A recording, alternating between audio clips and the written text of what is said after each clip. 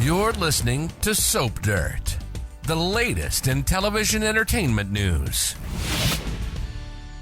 Hey there, CBS soap opera fans. It's Soap Dirt on YouTube. We've got something huge to talk about, and it is who really broke the pact. Was it Taylor or was it Brooke? We have got receipts. We went back to look at recaps, to look at all the timing, because fans are Team Brooke or Team Taylor on this, and some of the things that are being said are, at least when we've looked on Facebook and Twitter, some of the comments that are being made are factually inaccurate, and so we went back today and we rewatched footage from several pivotal episodes along the way so that we weren't just reading a recap, we weren't just relying on our memories, we went back and we looked. We've got the receipts for you.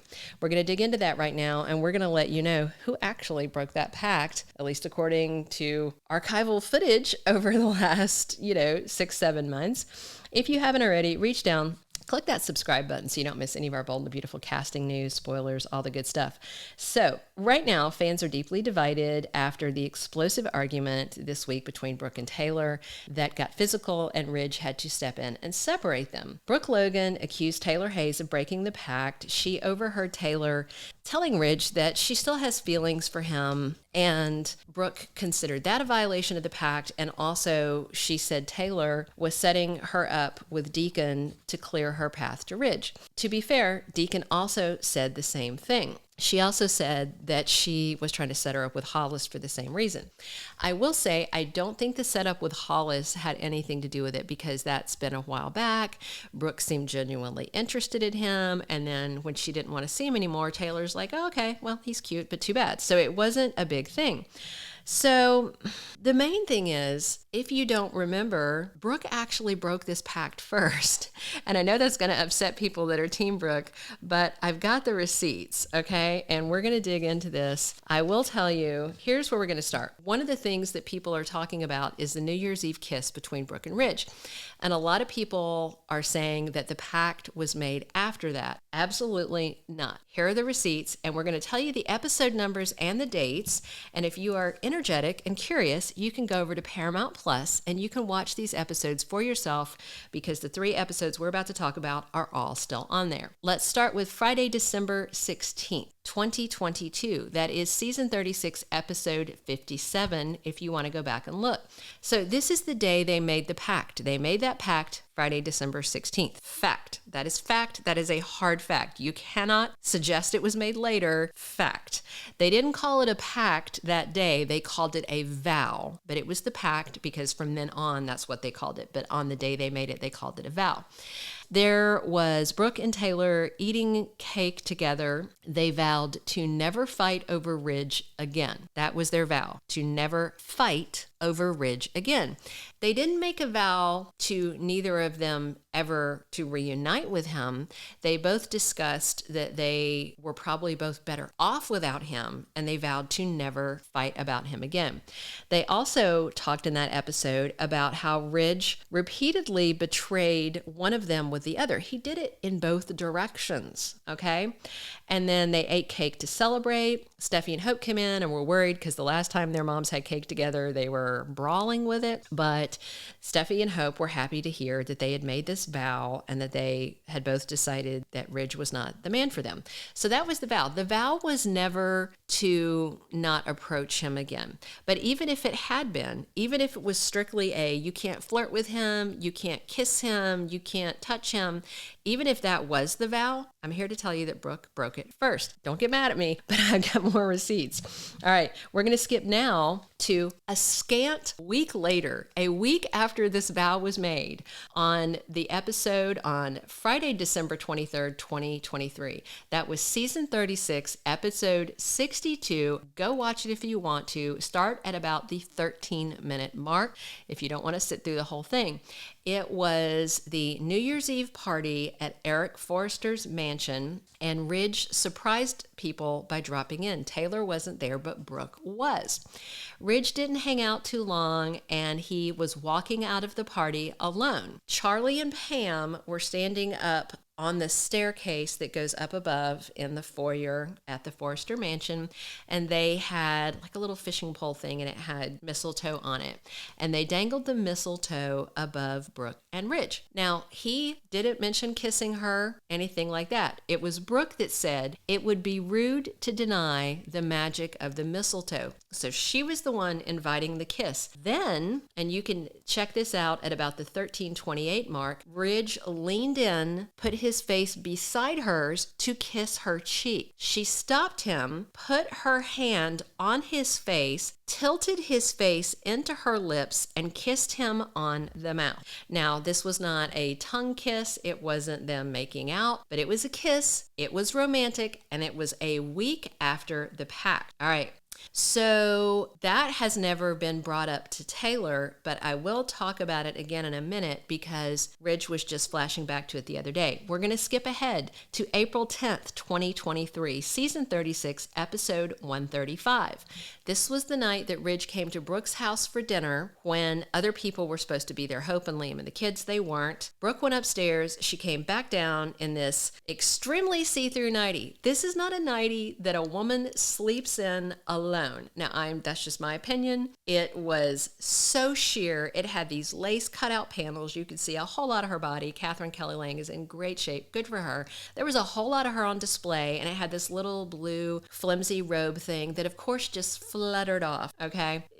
How does that happen? Do you lose your robe all the time? I've never lost a robe that way. All right. So Brooke was flirting with him, and she was in this barely there nightie.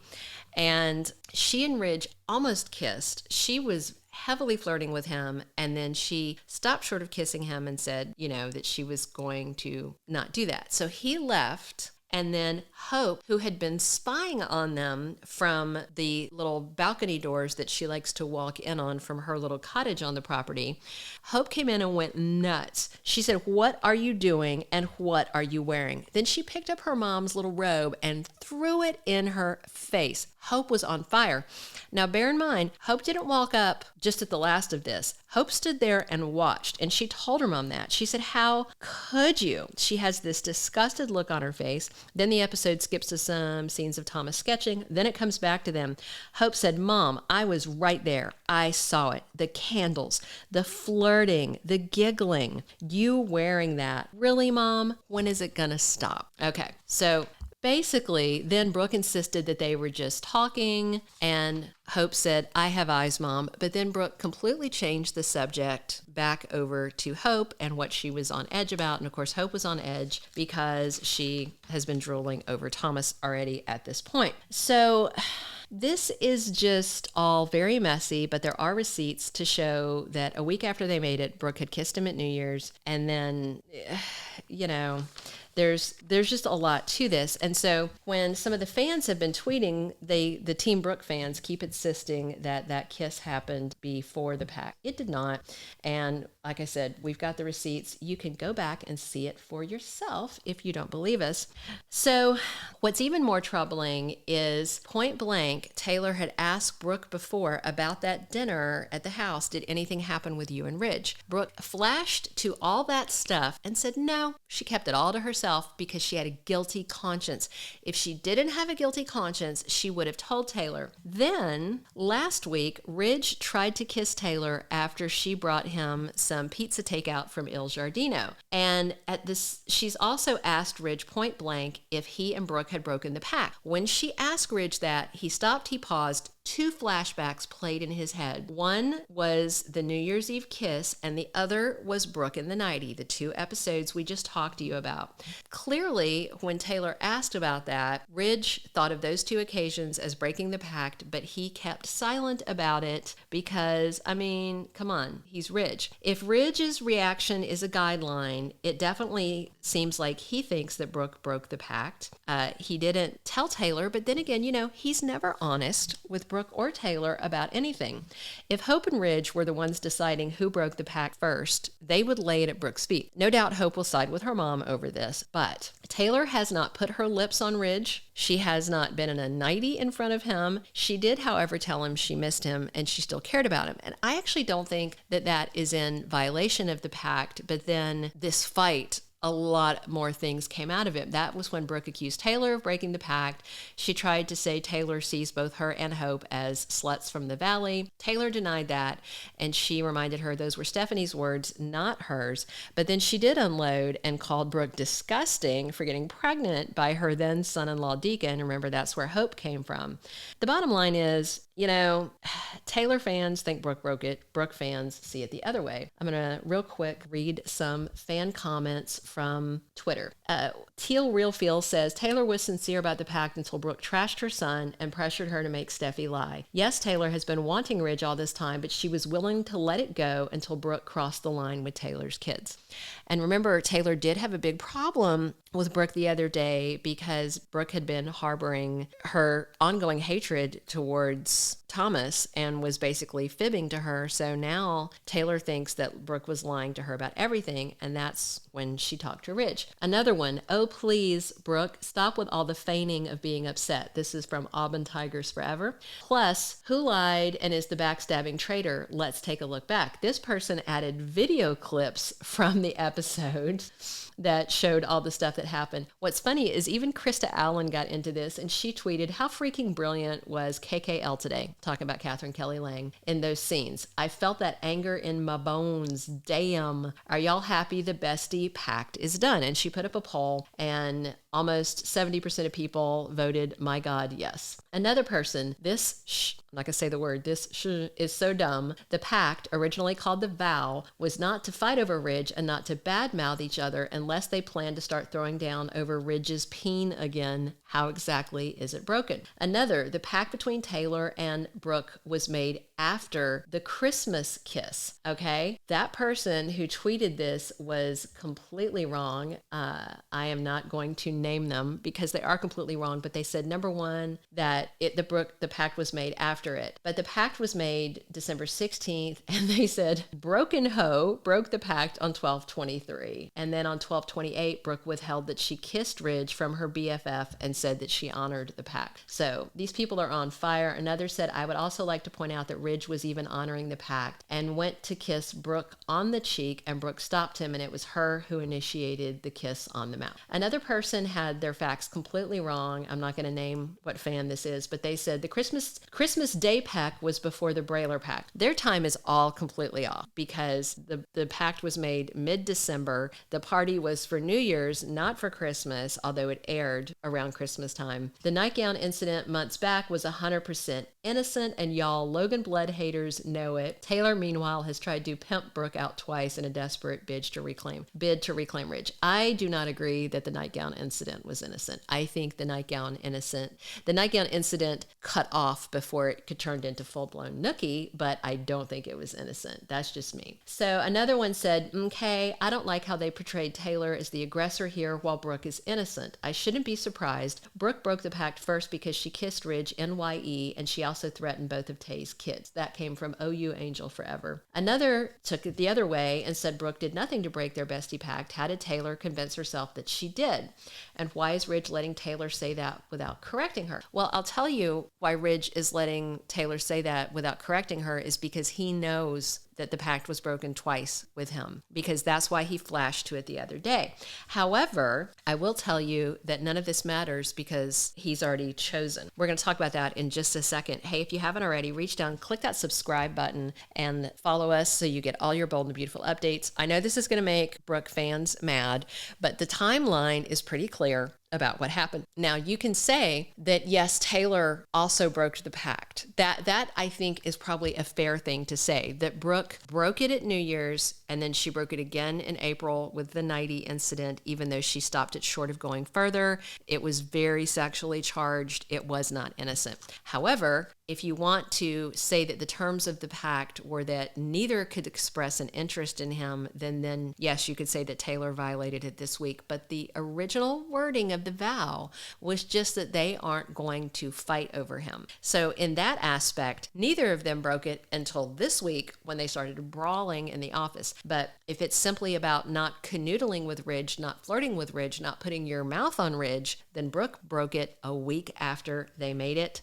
Go watch the episodes if you don't believe me. Don't just deny it. It's always good to have your facts and do your research. All right. Also of interest is that Ridge Forrester just told Ridge that Brooke is his soulmate. He didn't ask Ridge if Brooke is his soulmate. He told him that that's his soulmate, but Ridge just tried to kiss Taylor the other day. But here's what I'm going to say. The bottom line is Ridge is about to get back with Brooke. Brooke is going to be the one going on the Rome, Italy Forrester Creations trip, not Taylor. It's going to be Brooke. We've already seen behind the scenes footage. We've tweeted it. We've put it in some of our other Bold and the Beautiful spoilers. If you look on our B&B playlist, there's a video about the trip to Rome, and we have some shots in there of them kissing. They are reunited. Brooke is back with Ridge. So if you're Team Brooke, yay, your girl gets the guy. However, not to put too fine a point on it, but if the nature of that vow is simply to keep your hands off Ridge, Brooke broke it a week after they made it, and again a few months later, and knowingly lied to Taylor both times. Ridge basically just confirmed that by the flashbacks in his head when Taylor asked him that. So it won't help Taylor any, because Brooke's gonna get the guy, but just as a matter of form, we got the receipts on who broke that pact. Thank you for being a loyal listener. Follow us wherever you get your podcast, because you don't want to miss the next episode. Soap Dirt is on all the major podcast platforms, including Apple Podcast, Spotify, iHeartRadio, and more.